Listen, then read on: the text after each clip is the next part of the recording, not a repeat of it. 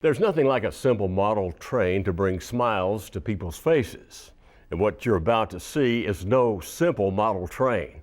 Susan Watson has the story of a Nashville plastic surgeon and his huge passion for trains. It's a story that begins in his basement and takes us to a city park and finally to a children's hospital at Vanderbilt.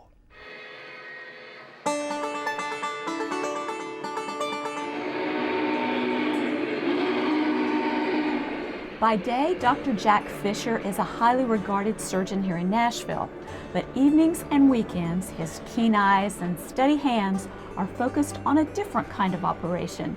I even have a pair of what are called loops that I use in the OR, but the second pair are for the train room. If you look at a lot of my instruments, they're dental and surgical instruments that you can modify and use.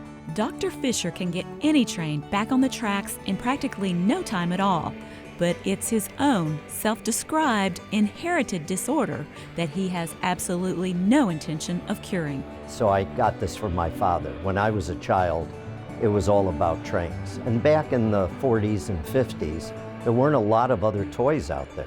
So trains were a big part of childhood memories for me. This is all O-gauge, which is what Lionel primarily is. And it was very popular in the 40s and 50s. But now they've taken it and by adding all the digital and modern technology and circuitry, have upgraded it. The layout itself is Chicago 1957. Now this isn't really exactly Chicago, but there are parts here that remind me of areas where I grew up. The other reason I picked 1957 is in the United States you had both diesels and steam engines. And so this allows me to collect more engines of both types, which makes my wife extremely happy. I have always enjoyed Jack's hobby because it keeps him happy and it's a hobby that he can do at home. Unlike golf, tennis, fishing, I know where he is. I'm in the basement.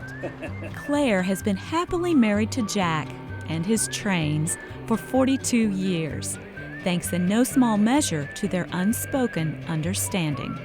So when Claire and I got married, I told her that I had to be honest with her and tell her something that she would have to live with. And she got very concerned, does he have a disease? Is there a problem here? I said, no, I do have an addiction, and it's to trains.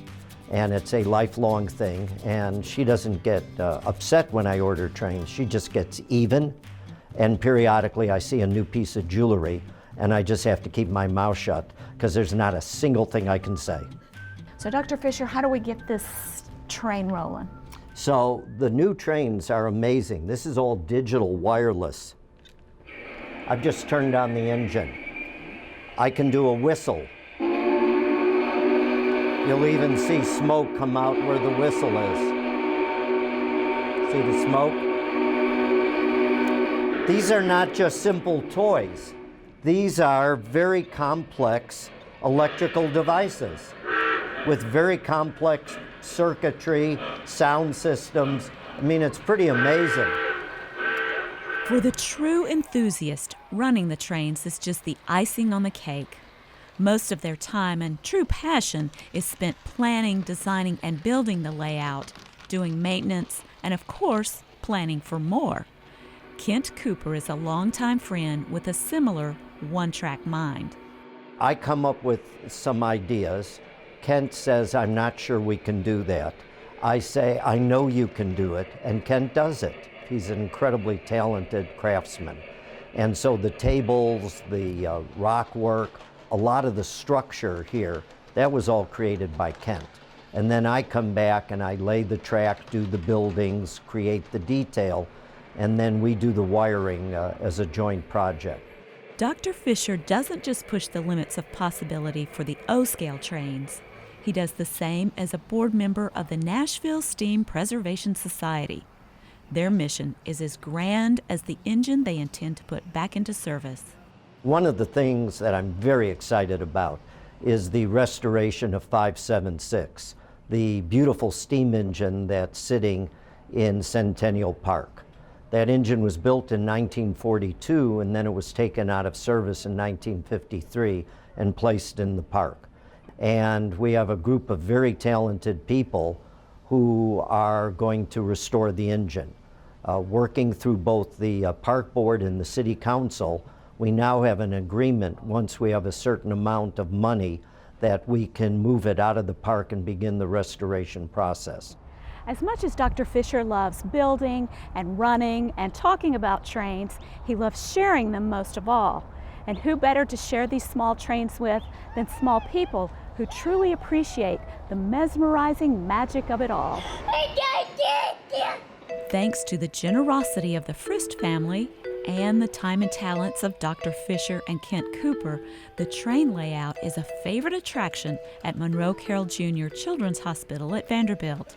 According to Janet Cross, Administrative Director for Patient and Family-Centered Care, it's a place that can help alleviate the anxiety that many children experience when they're here. The kids love to push the buttons, and it gives them a little bit of a sense of control in an environment where they have very little control. So being able to manipulate the trains with the buttons really makes a difference for them in their whole hospital experience. We have 3 trains, and you can run them all simultaneously, but each one has a separate button that activates it. And they run for approximately 70, 90 seconds.